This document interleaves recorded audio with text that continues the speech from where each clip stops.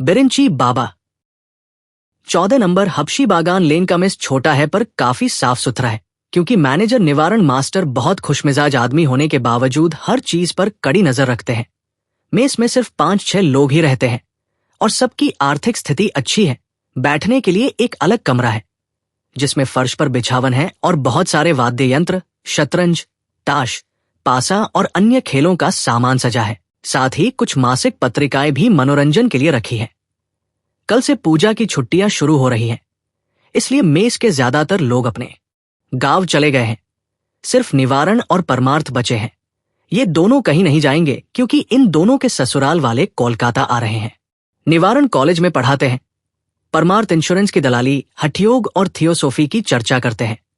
आज शाम मेस के बैठक खाने में ये दोनों और पड़ोस के निताई बाबू गप्पे लड़ा रहे हैं। निताई बाबू रोज यहां आते हैं। उनकी उम्र थोड़ी ज्यादा है, इसलिए मेस के लड़के उनका सम्मान करते हैं, यानी उनकी तरफ पीट करके सिगरेट पीते हैं। निताई बाबू कह रहे थे कि मन में कोई सुख नहीं है दादा, कामवाली भाग गई है, छोटी बेटी को बुखार है, बीवी हर वक्त खिटखिट करती है, ऑफिस जाकर भी 2 पल चैन से सोने का रास्ता नहीं है, नया छोटा साहब तो जैसे फिरकी की तरह घूम रहा है। परमार्थ बोला कि क्यों, आपके ऑफिस में तो सोने की बहुत अच्छी व्यवस्था थी। निताई ने ठंडी सांस ली कि वो दिन अब नहीं रहे भाई। मैकेंजी साहब के जमाने में बात अलग थी। बरदा काका को जानते होना, श्याम नगर वाले बरदा मुखर्जी काका दोपहर 2 बजे अफीम खाते थे और 2:30 बजे से 4:30 बजे तक सोते थे। हम सब बारी बारी से टिफिन वाले कमरे में जाकर झपकी ले लेते थे, पर काका अपनी कुर्सी नहीं छोड़ते थे। एक दिन हुआ क्या कि लेजर का हिसाब मिलाते मिलाते जैसे ही वे पन्ने के नीचे पहुंचे वैसे ही नींद आ गई। न कोई हलचल, न खर्राटे और न ही गर्दन झुकी। लेजर के टोटल वाली जगह पर हाथ की कलम बिल्कुल सही पकड़ी हुई थी। क्या गजब की कला थी। दूर से देखने पर कोई कह नहीं सकता था कि काका सो रहे हैं।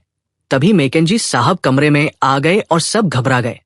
साहब काका के पास गए और काफी देर तक उन्हें घूरने के बाद उनके कंधे पर एक चिकोटी काटी। काका ने बस हल्का सा आंखें खोलकर बुदबुदाते हुए शुरू कर दिया, 37 का 7/3। साहब हंसकर बोले कि 1 कप चाय पी लीजिए बाबू।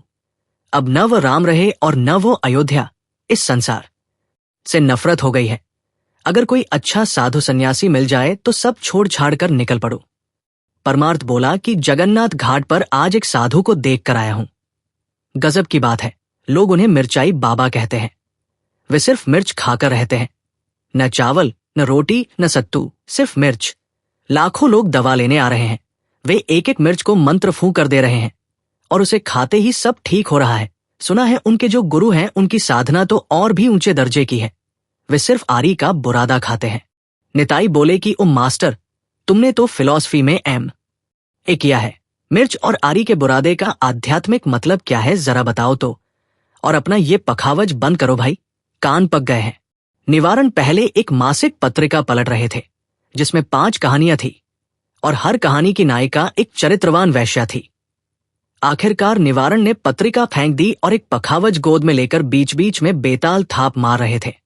निताई बाबू की बात सुनकर उन्होंने बजाना बंद किया और बोले कि ये सब साधना के अलग अलग मार्ग हैं, जैसे ज्ञान मार्ग, कर्म मार्ग, भक्ति मार्ग, वैसे ही मिर्चाई मार्ग, आरा मार्ग, नमक मार्ग, एकादशी मार्ग, गोबर मार्ग, चोटी मार्ग, दाढ़ी मार्ग, स्फटिक मार्ग और काग मार्ग।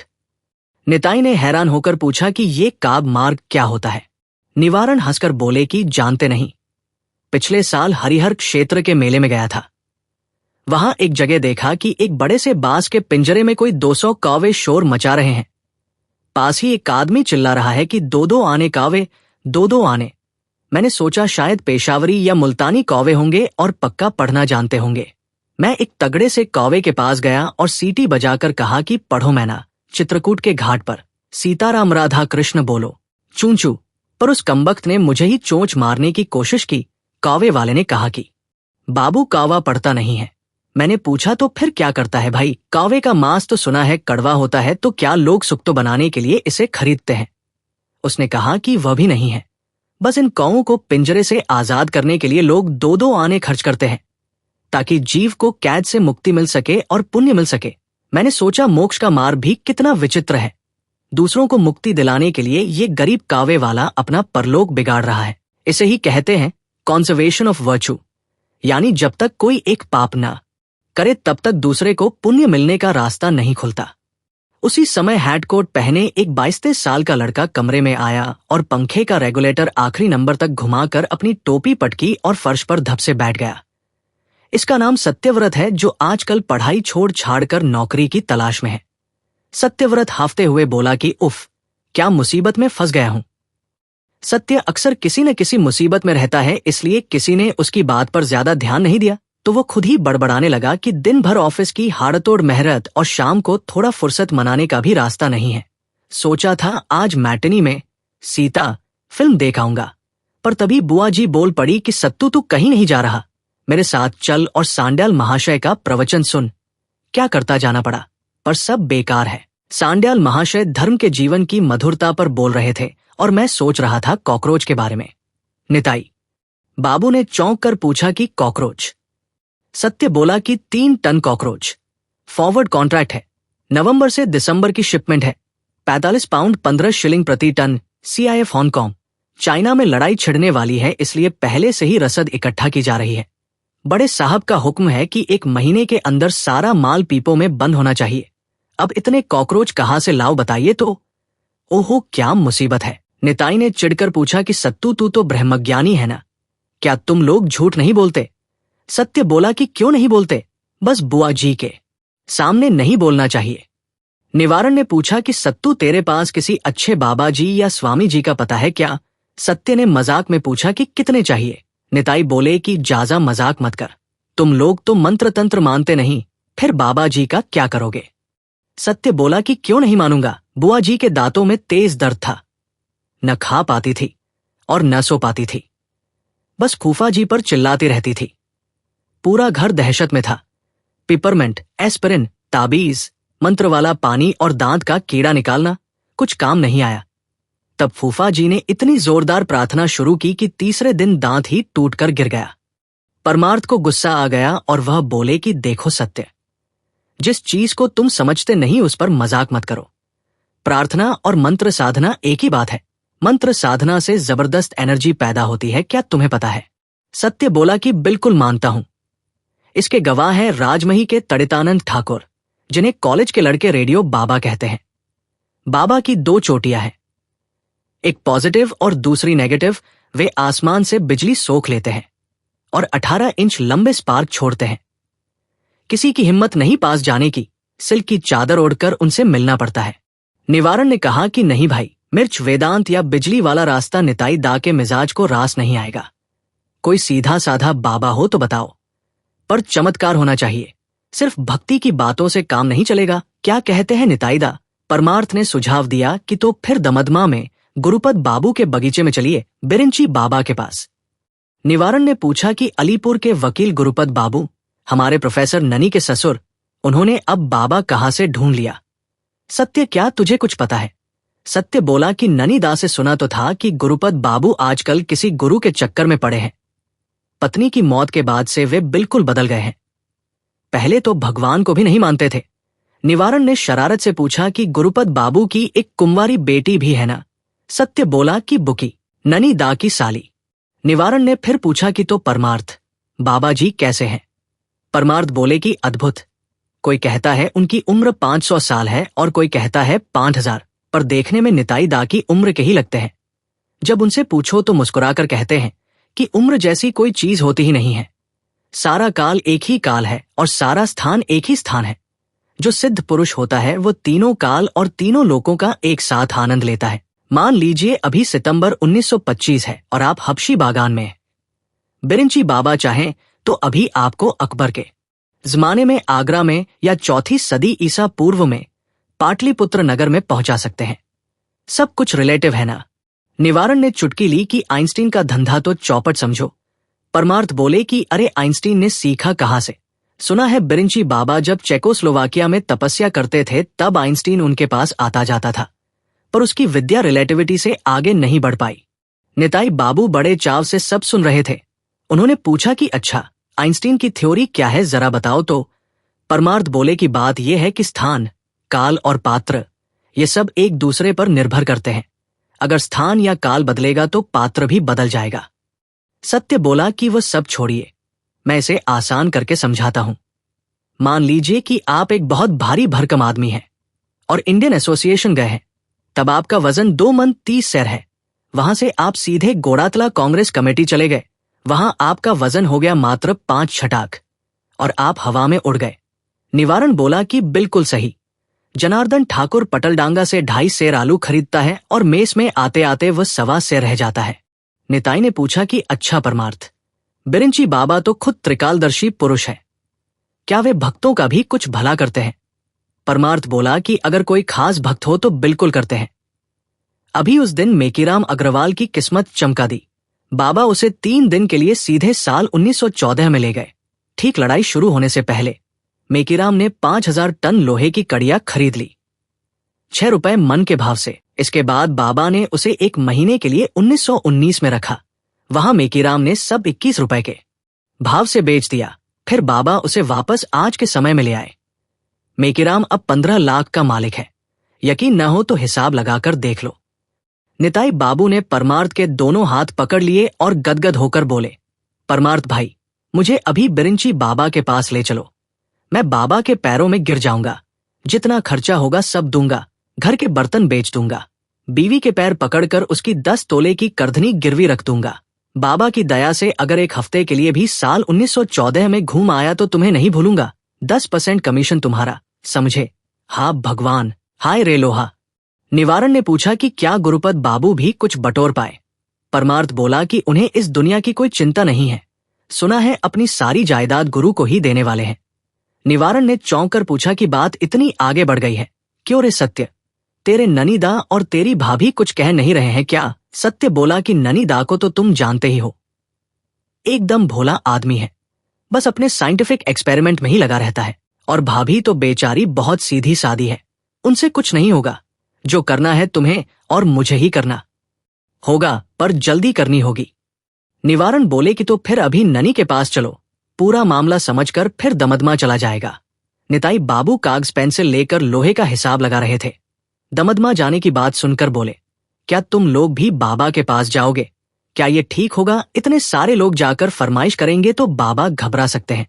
और ये सत्य तो वैसे ही बेअदब और बड़बोला है, इसका वहां जाकर कोई फायदा नहीं है। तुम लोगों के पास तो अपना बढ़िया समाज है ही, वहां जाकर प्रार्थना क्यों नहीं करते? हमारे देवी देवताओं पर क्यों नजर गड़ाए हो? मैं तो कहता हूं कि पहले मैं और परमार्थ जाते हैं, फिर किसी और दिन निवारण तुम चले जाना। निवारण बोले कि नहीं नहीं, आपको डरने की जरूरत नहीं है। हम वहां जाकर कोई फरमाइश नहीं करेंगे, बस थोड़ा शास्त्रों पर चर्चा करेंगे। सब ठीक रहा तो कल शाम सब साथ चलेंगे। प्रोफेसर ननी ने कभी किसी कॉलेज में पढ़ाया नहीं है, पर बहुत सारी डिग्रियां पास की हैं। वो घर पर तरह तरह के वैज्ञानिक शोध करता रहता है, इसलिए दोस्तों ने उसे प्रोफेसर का नाम दे दिया है। कमाई की कोई चिंता नहीं है, क्योंकि पुश्तैनी जायदाद काफी है। ननी गुरुपद बाबू का दामाद है, सत्यव्रत का दूर का भाई है और निवारण का क्लासमेट है। निवारण और सत्यव्रत जब ननी के घर पहुंचे तो रात के 8 बज चुके थे। बाहर के कमरे में कोई नहीं था। नौकर ने बताया कि बाबू और मालकिन अंदर आंगन में है।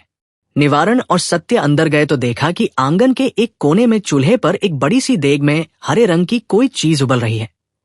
ननी की पत्नी निरुपमा उसे एक लकड़ी से चला रही है।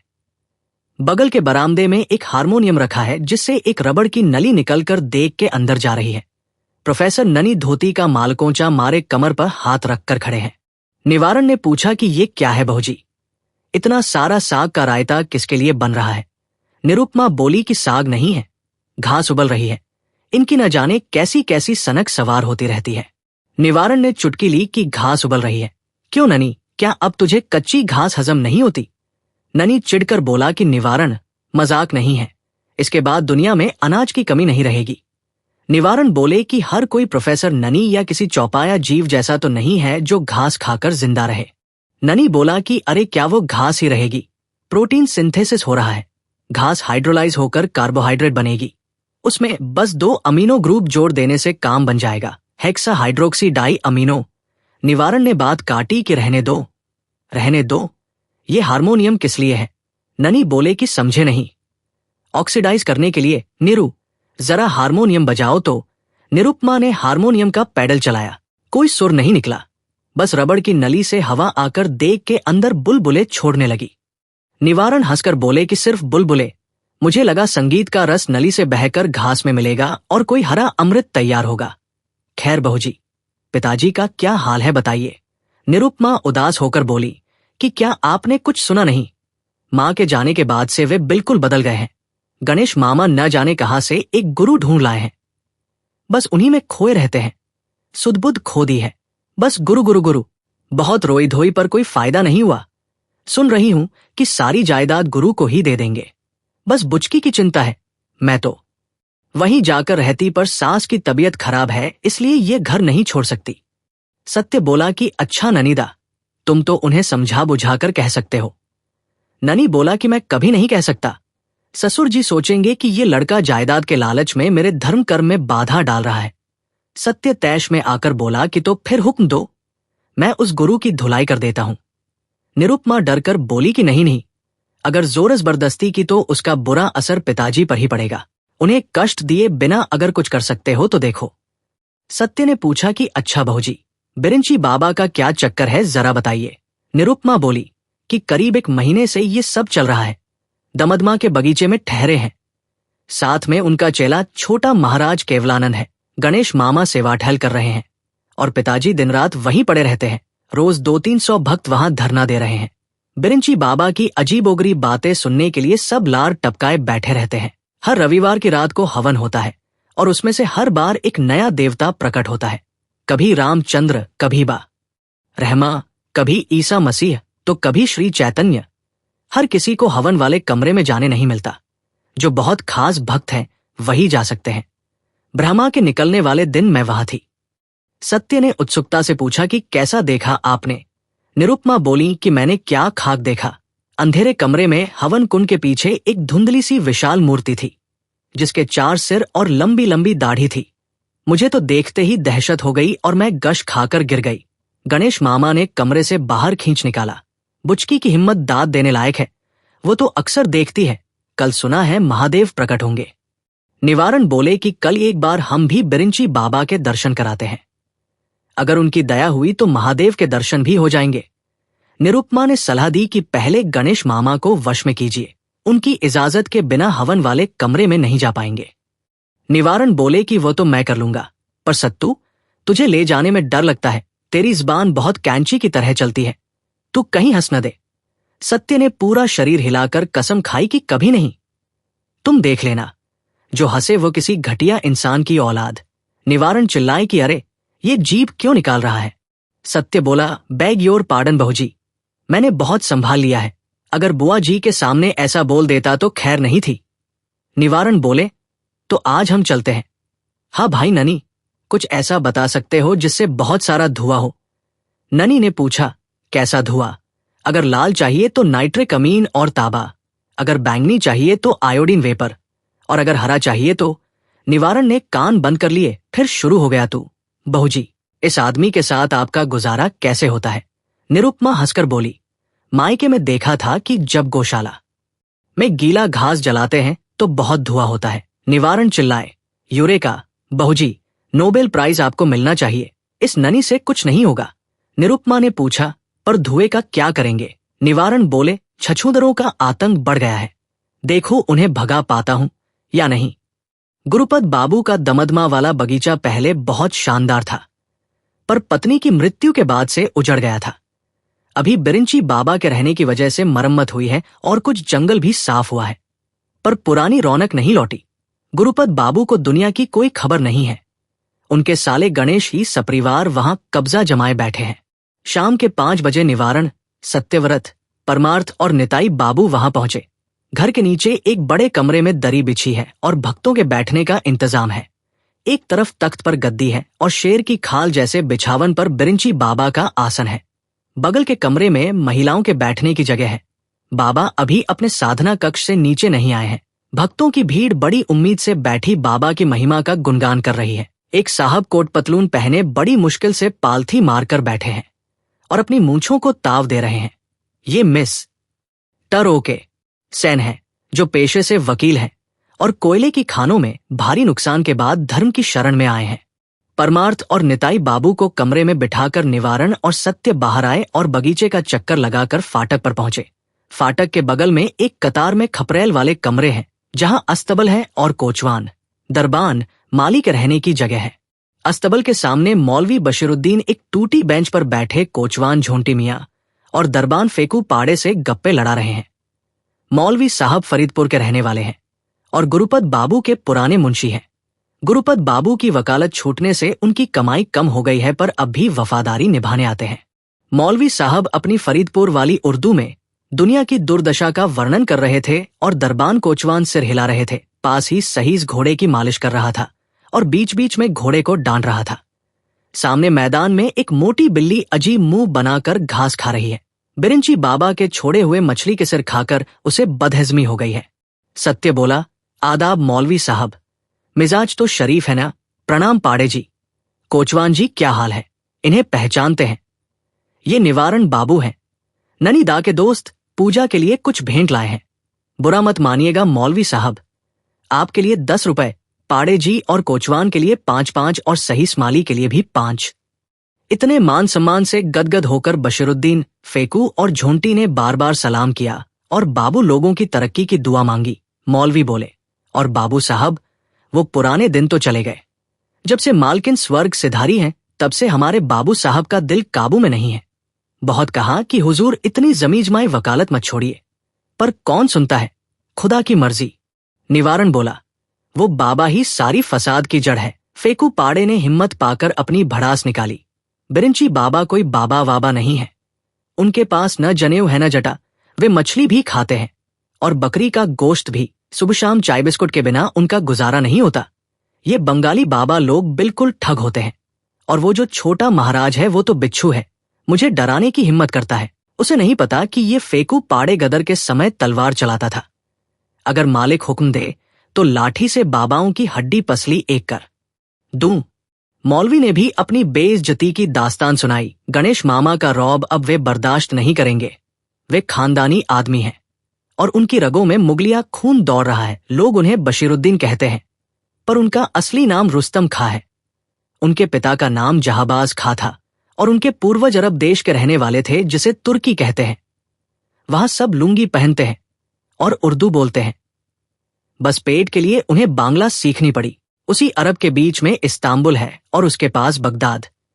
ये कोलकाता तो उसके सामने कुछ भी नहीं है। बगदाद के दक्षिण में मक्का शरीफ है और वहां के आबे जमजम की एक शीशी अब भी उनके पास है। अगर मालिक कहें तो उसी पानी को छिड़क कर इन इबलीस के बच्चों और मामा को 7 समंदर पार नर्क के चौराहे पर पहुंचा दूं। निवारण बोला, देखिए मौलवी साहब, हम इन दोनों बाबाओं को यहां से भगा कर ही रहेंगे। अगर मौका मिला तो आज ही, पर अकेले नहीं कर पाएंगे। आप और दरबान जी का साथ चाहिए। फेकू ने अपनी लाठी संभाली और पूछा, क्या मारपिटाई होगी? फेकू ने अपनी लाठी संभालते हुए पूछा, क्या मारपिटाई होगी? निवारण ने उसे शांत कराते हुए कहा, अरे नहीं नहीं, तुम्हें डरने की कोई जरूरत नहीं, बस थोड़ा शोर शराबा और चिल्लाना पड़ेगा, कर लोगे ना? दरबान ने सीना तान कर कहा, बिल्कुल, जान हाजिर है, पर अगर मालिक नाराज हो गए तो? निवारण ने उसे भरोसा दिलाया कि मालिक के चिढ़ने का कोई कारण नहीं होगा। वह थोड़ी देर में आकर बता देगा कि आगे क्या करना है। निवारण और सत्यव्रत अब बिरिंची बाबा के कमरे की ओर बढ़े। रास्ते में उनकी मुलाकात गणेश मामा से हुई, जो बड़ी हड़बड़ी में हवन का इंतजाम करने जा रहे थे। निवारण और सत्य को देखते ही वे चहक उठे। अरे, तुम लोग भी आ गए, बहुत अच्छा है। और बताओ, घर में सब है ना? निवारण, तुम्हारे पिताजी ठीक हैं, तुम्हारी माताजी अब बिल्कुल हैं, तुम्हारी छोटी बहन भी है। सत्य, तुम्हारे खूफा और बुआ जी सब के सब। निवारण के सारे रिश्तेदार थे, सत्यव्रत के भी वैसे ही थे। ये सब गणेश मामा के आशीर्वाद का ही फल था। मामा जी को सबकी बड़ी फिक्र रहती थी और अब वे काफी निश्चिंत महसूस कर रहे थे। सत्य बोला, मामा जी, आपके छोटे दामाद को नौकरी मिल गई क्या? अगर न मिली हो तो छुट्टियों के बाद उन्हें हमारे ऑफिस भेज दीजिएगा, वहां एक वैकेंसी खाली है। गणेश मामा गदगद हो गए और बोले, जीते रहो बेटा, जीते रहो, तुम लोग अपने ही तो हो। तुम लोग कोशिश नहीं करोगे तो कौन करेगा? ऑफिस खुलते ही उसे तुम्हारे पास भेज दूंगा। निवारण ने मौका पाकर अपनी बात रखी, मामा जी, एक विनती है, हमें देव दर्शन करवा दीजिए। गणेश मामा बोले, तो जाओ ना बाबा के पास। सब लोग तो वहीं गए हैं। निवारण बोले, उन देवता को तो देखेंगे ही, पर हम असली देवता को देखना चाहते हैं। हवन वाले कमरे में गणेश मामा ने डर के मारे जीभ काट ली और बोले, बाप रे, ये कैसे हो सकता है? वहां जाने के लिए बड़ी साधना और योग्यता चाहिए, और हमारा सत्य तो वैसे ही, जिसे कहते हैं। निवारण ने बात काटी, ब्रह्मज्ञानी, पर इसका ब्रह्मज्ञान अभी पूरा नहीं हुआ है। सत्य तो दैत्य कुल में प्रहलाद जैसा है। इसने अपनी हिंदू रीतियां बिल्कुल संभाल कर रखी हैं। ये गीता पढ़ता है, थिएटर देखता है, सत्यनारायण का प्रसाद, मदन मोहन की खिचड़ी और कालीघाट का मीट सब डकार जाता है। और तो और आप हमारे बड़े हैं, इसलिए शर्म के मारे नहीं कह रहा, वरना इसके विचार सुनकर आप समझ जाते कि ये बड़े बड़े कट्टर हिंदुओं के कान काट सकता है। गणेश मामा बोले, जो भी हो, अगर जात एक बार चली जाए तो वापस नहीं आती, और सुना है तुम भी वो सब खाते हो जो नहीं खाना चाहिए। निवारण बोले, वो तो आजकल सब खाते हैं, गुरुपद बाबू ने भी बहुत खाया है। तो क्या देव दर्शन नहीं होंगे? क्या आप हमें निराश करेंगे? अच्छा तो फिर हम चलते हैं। सत्य बोला, प्रणाम मामा जी, पर एक बात है, मैं तो कहता हूं कि आपका दामाद अभी 4-5 महीने टाइपराइटिंग सीख ले। वो बिल्कुल अनाड़ी है। अगर मैंने उसे अभी भर्ती करवा दिया तो साहब के सामने मेरी ही बेइज्जती होगी। अगली वैकेंसी में देख लेंगे। गणेश मामा घबरा गए। अरे नहीं नहीं नहीं, नौकरी एक बार हाथ से निकल जाए तो दोबारा आसानी से नहीं मिलती। नहीं सत्य, मेरे प्यारे बच्चे, नौकरी तो दिलवानी ही होगी। हाँ, तुम क्या कह रहे थे? तुम आजकल गीता वगैरह पढ़ते हो, बहुत अच्छी बात है। तो फिर हवन वाले कमरे में जाने में कोई बुराई नहीं है। बस दोनों अपने सिर पर एक एक गमछा लपेट लेना। अच्छा, दामाद वाली बात भूलना मत। गणेश मामा के जाते ही निवारण बोला, अब तक तो मामला काफी उम्मीद जगाने वाला लग रहा है। बस अंत तक सब ठीक रहे। अमूल्य और हबला वगैरह आ गए क्या? सत्य बोला, हाँ, वे सब दरबार में ही हैं और सही समय पर हाजिर हो जाएंगे। अच्छा निवारण दा, क्या मामा जी का भी इस सब में कोई हिस्सा है? निवारण बोला, भगवान जाने, पर गुरुपद बाबू जितने ज्यादा मोहमाया से दूर रहेंगे, मामा जी को उतना ही फायदा होगा। बिरिंची बाबा सभा को सुशोभित करके बैठे हैं। उनकी कदकाठी काफी लंबी चौड़ी है, रंग गोरा और चेहरा एकदम साफ है। भरे हुए गालों के पीछे से 2 चमकदार आंखें झांक रही हैं। 2 पैसे के समोसे जैसी बड़ी सी नाक है और हल्की मुस्कान वाले चौड़े होंठ, जिसके नीचे ठुड्डी की कई परतें उतरी हैं। ये बिल्कुल किसी सिद्ध स्वामी की उपयुक्त मूर्ति है। बदन पर भगवा रंग का चोगा और सिर पर वैसी ही कान ढकने वाली टोपी है। उम्र बिल्कुल 5000 साल नहीं लगती, जैसे 50 या 55 के हों। बाबा की वेदी के नीचे दाहिनी तरफ छोटा महाराज केवलानंद विराजमान है। इनकी उम्र कितनी शताब्दियों की है ये भक्त अभी तक तय नहीं कर पाए हैं, पर देखने में काफी जवान ही लगते हैं। इन्होंने भी गुरु जैसा ही भेष धारण किया है, पर कपड़े थोड़े सस्ते दर्जे के हैं। वेदी के बाईं तरफ दुबलेपतले गुरुपद बाबू वेदी से सिर टिकाए हुए आधी लेटी हुई अवस्था में हैं। समझ नहीं आता कि जाग रहे हैं या सो रहे हैं।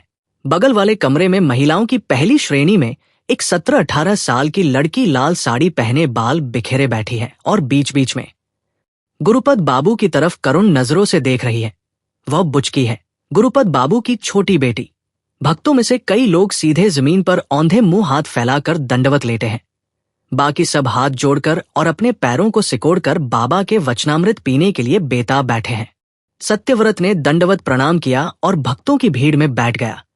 निवारण ने छोटा महाराज की बाधा को अनसुना करते हुए सीधे बिरिंची बाबा के पैर पकड़ लिए। बाबा ने प्रसन्नता भरी मुस्कान के साथ कहा, चेहरा कुछ जाना पहचाना लग रहा है।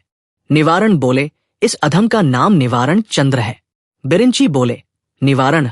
ओह, अब तुम्हारा ये नाम है? तुम्हें कहीं देखा था मैंने। नेपाल में?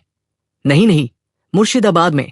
तुम्हें याद नहीं होगा, जगत सेठ की कोठी पर उनकी माताजी के श्राद्ध के दिन बहुत लोग थे वहां।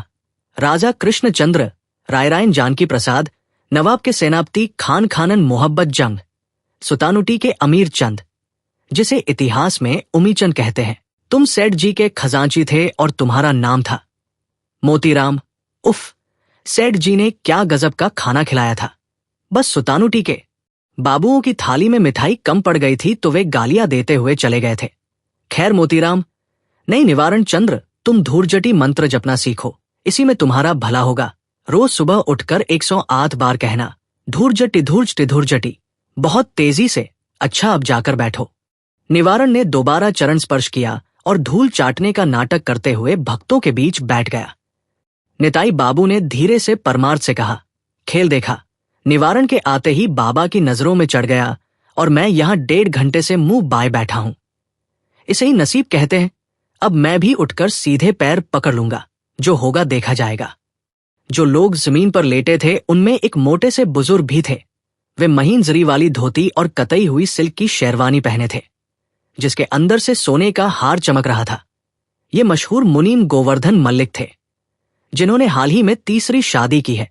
गोवर्धन बाबू धीरे से उठे और हाथ जोड़कर बोले, बाबा, प्रवृत्ति मार्ग और निवृत्ति मार्ग में से कौन सा बेहतर है?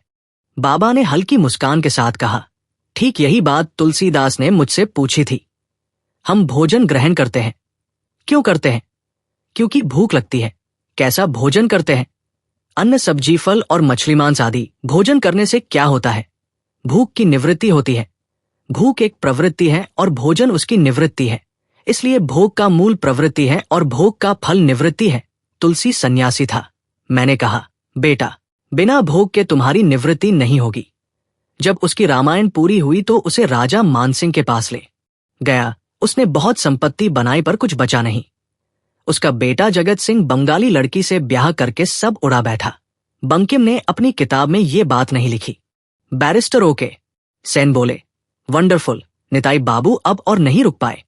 वे भागकर बाबा के सामने आए और गर्दन झुकाकर बोले, दया करो प्रभु। बाबा ने बेरुखी से पूछा, क्या चाहिए तुम्हें? निताई बाबू हड़बड़ाकर बोले, 1914। सत्यव्रत को एक बड़ी बीमारी है कि वह अपनी हंसी काबू नहीं कर पाता। वो खुद तो बहुत गंभीर होकर मजाक कर लेता है, पर दूसरों के मुंह से अजीब बातें सुनकर उसकी गंभीरता डोल जाती है। हंसी रोकने के लिए सत्य एक टोटका इस्तेमाल करता है। बड़ों के सामने हंसी आने पर वह किसी भयानक हादसे की कल्पना करता है, पर हर बार फायदा नहीं होता। बिरिंची बाबा बोले, 1914 वो क्या है? निवारण ने धीरे से फुसफुसाया, 1914 Calcutta. No reply, try again miss. Satyavrat ध्यान करने लगा कि मोची उसकी पीठ पर रंदा चला रहा है और उसकी खाल उधड़ती जा रही है। उफ, क्या असहनीय दर्द है। निताई बाबू बोले, बस 7 दिनों के लिए मुझे लड़ाई से पहले वाले समय में ले चलिए बाबा। मैं सस्ते में लोहा खरीदूंगा। दुहाई है बाबा। बिरिंची ने पूछा, तुम करते क्या हो? निताई बोले कि जी, वल्चर ब्रदर्स के ऑफिस में लेजर कीपर हूं। कुल 150 रुपए तनख्वाह है, गुजारा नहीं होता। बिरिंची बोले कि सिद्धियां इतनी सस्ती नहीं होती बेटा, कठोर साधना चाहिए। मूलाधार चक्र को धक्का देकर कुंडलनी को आज्ञा चक्र में लाना होगा, फिर उसे सहस्रार कमल तक पहुंचाना होगा। सहस्रार ही सूर्य है और इस सूर्य को पीछे हटाना होगा। सूर्य विज्ञान हासिल किए बिना समय को रोकना मुमकिन नहीं है। इसमें भारी खर्चा है, ये तुम्हारे बस की बात नहीं। तुम बस कुछ दिन मार्तंड मंत्र का जाप करो। ठीक दोपहर को सूरज की तरफ देखकर 108 बार कहना, मार्तंड मार्तंड मार्तंड, बहुत तेजी से, पर खबरदार पलक न झपके और ज़बान न लड़खड़ाए, वरना मौत पक्की है। निताई बाबू उदास मन से वापस अपनी जगह बैठ गए। बिरिंची बाबा बोले कि धन दौलत तो सब चाहते हैं, पर वह सही हाथों में जानी चाहिए। इसी बात पर तो ईसा मसीह के साथ मेरा झगड़ा हो गया था। ईसा कहता था कि अमीर कभी स्वर्ग नहीं जा पाएगा। मैं कहता था कि क्यों नहीं, अगर पैसों का सही इस्तेमाल हो तो जरूर जाएगा। बेचारा बेकार में ही अपनी जान गंवा बैठा। मिस्टर सेन ने हैरान होकर पूछा, माफ कीजिएगा प्रभु, क्या आप ईसा मसीह को जानते थे? बिरिंची बोले, क्यों नहीं, ईसा तो अभी कल का छोकरा है। मिस्टर सेन के मुंह से निकला, माय गॉड। सत्य के कान के अंदर टिड्डे और नाक के अंदर गुबरेले रेंग रहे हैं। वो हंसी रोकने के लिए बुरी तरह छटपटा रहा है। मिस्टर सेन ने निवारण से पूछा, तो क्या वे महात्मा बुद्ध को भी जानते थे? निवारण बोला, बिल्कुल। गौतम बुद्ध की क्या बिसात। प्रभु तो मनु और पराशर के साथ एक ही चिलम में गांजा पीते थे। सबकी उनसे जान पहचान थी। भगीरथ, तूतनखामेन, नेब्यूचैडनेजर, सुकरात आदि मानव, पिथेकैंथ्रोपस इरेक्टस, यहां तक कि मिसिंग लिंक से भी उनकी दोस्ती थी। मिस्टर सेन की आंखें फटी की फटी रह गई। माई, सत्य के पीछे 7 बाघ दौड़ रहे हैं। सामने 3 भालू पंजा ताने खड़े हैं। सत्य हंसी दबाने के लिए मौत की कल्पना कर रहा है। बिरिंची बाबा बोले, एक बार महाप्रलय के बाद मनु ने मुझसे पूछा कि नीलोहित कल्प में क्या करना है। नहीं, श्वेतवारा कल्प तब शुरू ही हुआ था। मनु बोला कि इंसान तो बना दिया, पर ये खड़े कहाँ होंगे और खाएंगे क्या? चारों तरफ जल ही जल है। मैंने कहा, डरो मत मनु, मैं हूं। सूर्य विज्ञान मेरी मुट्ठी में है। मैंने सूरज की तपिश बढ़ा दी, सारा पानी सूख गया और धरती धनधान्य से भर गई। ये चांद सूरज चलाने का जिम्मा आखिर मेरा ही तो है। मिस्टर सेन बस मुंह बाय रह गए। सत्य मर चुका है। पंजाब मेल और दार्जिलिंग मेल के बीच टक्कर हो गई है। खून की नदियां बह रही हैं। बुआ जी, पर कुछ काम नहीं आया। ठहाकों का सैलाब सत्य के मुंह और नाक से खूटने ही वाला था। उसने हार कर अपनी हंसी को जबरदस्ती रोने में बदल दिया और दोनों हाथों से मुंह ढंकर भे भे करके रोने लगा। बिरिंची बाबा बोले, क्या हुआ, क्या हुआ? आहा, उसे मेरे पास आने दो। सत्य ने पास जाकर कहा, बचा लो बाबा, इस मानव जीवन से नफरत हो गई है। मुझे हिरण बनाकर उस त्रेता युग में कण्व मुनि के आश्रम में छोड़ दो बाबा। न पैसा चाहिए, न मान और न ही स्वर्ग, बस शकुंतला के हाथों से तोड़ी हुई थोड़ी सी ताजी घास चाहिए। और प्रभु, एक जोड़ी सिंह जरूर देना ताकि उस दुष्यंत को जोरदार टक्कर मार सकूं। निवारण ने बिगड़ता खेल देखकर कहा, लड़के का दिमाग चल गया है बाबा। हाल ही में इसने बहुत बड़ा सदमा झेला है। घड़ी में 7 बजे अपनी रोज की आदत के अनुसार बिरिंची बाबा अचानक समाधि में चले गए। वे आंखें मूंद कर लकड़ी की तरह स्थिर हो गए और बस उनके होंठ धीरे धीरे हिलने लगे। गणेश मामा, छोटा महाराज और 2 चेलों ने बाबा को गोद में उठाया और साधना कक्ष की ओर ले गए। आज की सभा यहीं खत्म हुई और भक्त धीरे धीरे विदा होने लगे। निताई बाबू चिढ़कर बोले, कुछ नहीं है, बस बातों की बाजीगरी है। ऐसा बाबा मुझे रास नहीं आएगा। अगर ताकत है तो कोई करिश्मा दिखाओ न भाई। ये क्या कि सत्य युग में क्या किया था उसका प्रवचन दे रहे हो। चलो परमार्थ, 7:20 की ट्रेन अभी मिल जाएगी। निवारण और सत्य को ढूंढने की जरूरत नहीं है, वे अपना रास्ता खुद देख लेंगे। देखो परमार्थ, कल मुझे मिर्च बाबा के पास ही ले चलो। सत्यव्रत ने बुचकी को ढूंढ निकाला और बोला, देखिए क्या आप थोड़ा चाय पिला सकती हैं? निवारण दा भी अभी आते होंगे। उफ, मेरा गला फट गया है। बुचकी बोली, फटेगा नहीं तो क्या होगा? जिस तरह से आप चिल्ला रहे थे।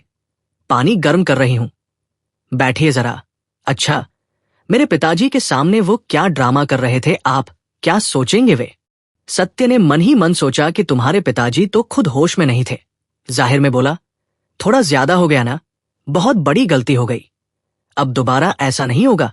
आपके पिताजी से माफी मांगकर और उन्हें खुश करके ही घर लौटूंगा। बुचकी उदास होकर बोली, पिताजी की खुशी और नाखुशी का अब कोई मतलब नहीं है। बस जिंदा है इतना ही बहुत है। कौन क्या कर रहा है उन्हें कुछ पता नहीं चलता। सत्य बोला, ऐसा नहीं रहेगा, ऐसा दिन नहीं रहेगा। आप देख लीजिएगा, वो देखिए निवारण दा आ रहे हैं। रात के 9 बज चुके हैं। हवन शुरू हो चुका है। भक्तों की भीड़ पहले ही विदा हो चुकी है। हवन वाले कमरे में अब सिर्फ बिरिंची बाबा, गुरुपद बाबू, बुचकी, मामा जी, निवारण, सत्यव्रत और गोवर्धन बाबू ही बचे हैं। गोवर्धन बाबू एक खास भक्त है जिन्होंने बाबा के लिए 3 मंजिला आश्रम बनवाने का वादा किया है। कमरा छोटा है और इसके खिड़की दरवाजे लगभग बंद हैं। अंदर आने वाले रास्ते पर मामा जी पहरा दे रहे हैं। छोटा महाराज यानी केवलानंद कहीं और बाबा के रात के खाने का इंतजाम करने में बिजी है। कमरे में घी का एक ही दिया टिमटिमा रहा है। बिरिंची बाबा योगासन में ध्यान मग्न है और सामने हवन कुंड है। पीछे गुरुपद बाबू और उनकी बेटी बैठे हैं। उनके एक तरफ निवारण और सत्यव्रत है और दूसरी तरफ गोवर्धन बाबू बैठे हैं। काफी देर ध्यान लगाने के बाद बिरिंची बाबा ने कहीं से जल लेकर चारों तरफ छिड़का। घी का दिया बुझ गया। हवन की आग में अब लपटें नहीं थी, बस अंगारे लाल होकर चमक रहे थे। तभी बिरिंची बाबा ने अपने चेहरे पर हाथ हिलाते हुए जोर जोर से गाल बजाना शुरू किया। उनकी उस गंभीर बूबू बूबू की गूंज से वो छोटा सा कमरा थरथराने लगा। सत्यव्रत ने बुचकी के कान में धीरे से कहा, बुचकी, डर लग रहा है। बुचकी बोली, चुप रहो। अचानक हवन कुंड से नीले रंग की आग की लपटें निकली। उस धुंधली और हल्की रोशनी में सबने देखा, साक्षात महादेव ही तो है। हवन कुंड के पीछे बाघ की खाल पहने, गले में हड्डियों की माला, हाथ में पिनाब, धनुष और डमरू लिए एकदम गौर वर्ण के महादेव खड़े हैं।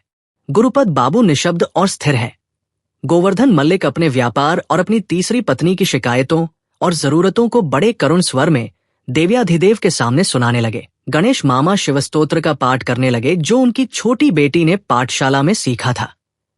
तभी निवारण ने सत्यव्रत को इशारा किया और बोला। अब सत्यव्रत जोर से चिल्ला उठा, बम बम भोले महादेव। तभी अचानक बाहर शोर मच गया। कोई चीख कर बोला, आग लग गई है, आग लग गई है। बिरिंची बाबा का गाल बजाना बंद हो गया। वे बेचैन होकर इधर उधर देखने लगे। मामा जी घबराकर बाहर भागे। आवाज आई, आग आग, जल्दी बाहर निकलिए। धुएं के घने गुबार कमरे के अंदर भरने लगे। बिरिंची बाबा ने एक ही छलांग में कमरा छोड़ दिया। गोवर्धन बाबू चिल्लाते हुए बाबा के पीछे पीछे भागे। बुचकी ने अपने पिता का हाथ पकड़कर कहा, पापा पापा उठिए। निवारण बोला, अभी मत जाइए, जरा बैठिए, कोई डरने की बात नहीं है। महादेव का सिंहासन डोल गया। वे छटपटाने लगे। निवारण ने एक मोमबत्ती जलाई। महादेव पीछे के दरवाजे से भागने की कोशिश करने लगे, पर सत्यव्रत ने उन्हें झपटकर पकड़ लिया। महादेव तिल मिलाकर बोले, आहा, छोड़ छोड़, लगती है भाई, कसम से इस वक्त मजाक अच्छा नहीं लग रहा। चारों तरफ आग लगी है, मुझे जाने दो कहता हूं। सत्यव्रत बोला, अरे इतनी जल्दी क्या है, जरा जान पहचान तो हो जाए। क्यों केवलराम, कब से ये देवतागिरी चल रही है? बाहर से कुछ लोग हवन वाले कमरे में घुस आए। फेकू पाड़े के हवाले केवलानंद को करके निवारण और सत्यव्रत ने उन हैरान परेशान गुरुपद बाबू और उनकी बेटी को बाहर निकाला। घर में आग नहीं लगी थी। बगल वाले कमरे में किसी ने ढेर सारी गीली घास जला दी थी। दरबान, मौलवी साहब, कोचवान और अमूल्य बला जैसे सत्यव्रत के साथियों ने ही वो झूठा हंगामा खड़ा किया था। बिरिंची बाबा टूट गए पर झुके नहीं। बोले कि क्यों गुरुपद, अब तो तसल्ली मिल गई होगी। जो नास्तिक होता है उसे दिव्य दृष्टि कैसे मिल सकती है? इसीलिए तुम्हारी किस्मत में देवता होकर भी नजर नहीं आए। अंत में उन्होंने इंसानी रूप धरकर तुम्हारा मजाक उड़ाया। सत्यव्रत तंज कसते हुए बोला कि मजाक भी क्या खूब था। महादेव का मुखौटा उतरा तो निकला वही कैबला, और बिरिंची बाबा तो निकले पूरे जालसाज। गोवर्धन बाबू गरज उठे कि इस दुष्ट की हमारे साथ चालाकी। गोवर्धन मल्लिक 5-5 कोठियों का मुनीम है, बड़े बड़े अंग्रेजों को अपनी उंगलियों पर नचाता है, और तू मुझे ठगने चला है। मारो साले को 2 तमाचे। गुरुपद बाबू अब जाकर पूरी तरह होश में आए थे। बोले कि नहीं नहीं, जाने दो, इसे छोड़ दो। सत्य, गाड़ी तैयार करवाओ और इन्हें स्टेशन भिजवाने का इंतजाम करो, कोई इनसे कुछ नहीं कहेगा। जब बोरिया बिस्तर बंद गया तो सत्य ने बिरिंची बाबा और उनके चेलों को गाड़ी में बिठाया। विदाई के वक्त मजाक में बोला कि प्रभु, तो आप वाकई जा रहे हैं। ये चांद सूरज अब आपके जिम्मे रहे। जरा देखते रहिएगा कि ठीक से चले। चाबी देना मत भूलिएगा और बीच बीच में तेल डालते रहिएगा। भीड़ छंटने के बाद गुरुपद बाबू भावुक होकर बोले कि बेटा निवारण, बेटा सत्य, तुम लोगों ने मेरी आंखें खोल दी, मुझे बचा लिया। मैं ये एहसान कभी नहीं भूलूंगा। आज तुम लोग यही खाना खाओ और यही रुक जाओ। बहुत रात हो चुकी है। अरे सत्य, तुम्हारे हाथ में खून कैसे लगा है? सत्य बोला कि कुछ नहीं, उस महादेव ने धक्का मुक्की के दौरान एक छोटा सा कट मार दिया था। आप परेशान मत होइए, जाकर आराम कीजिए। गुरुपद बाबू बोले कि नहीं, तुम मेरे साथ आओ। बुचकी अभी टिंचर आयोडीन लगाकर पट्टी बांध देगी। खाना पीना खत्म होने के बाद सत्य ने लंबी सांस भरी और बोला कि ओफ, क्या मुसीबत में फंस गया हूं। निवारण ने पूछा कि अब फिर क्या हो गया रे? सत्य बोला, निवारण दा। निवारण ने कहा, अरे बोल भी। सत्य फिर बुदबुदाया, निवारण दा। निवारण झल्लाकर बोले, बोल डाल भाई जो बोलना है। सत्य ने दिल की बात कह दी कि मैं बुचकी से शादी करूंगा। निवारण बोले कि वो तो मैं समझ ही रहा था, पर अगर उसने शादी से मना कर दिया तो? सत्य पूरे आत्मविश्वास के साथ बोला कि बिल्कुल करेगा, बुचकी का बाप राजी होगा। निवारण ने चुटकी ली कि बाप तो मान भी जाए पर लड़की क्या कहती है। सत्य थोड़ा झेंप कर बोला कि वो बहुत उलझा हुआ जवाब दे रही है।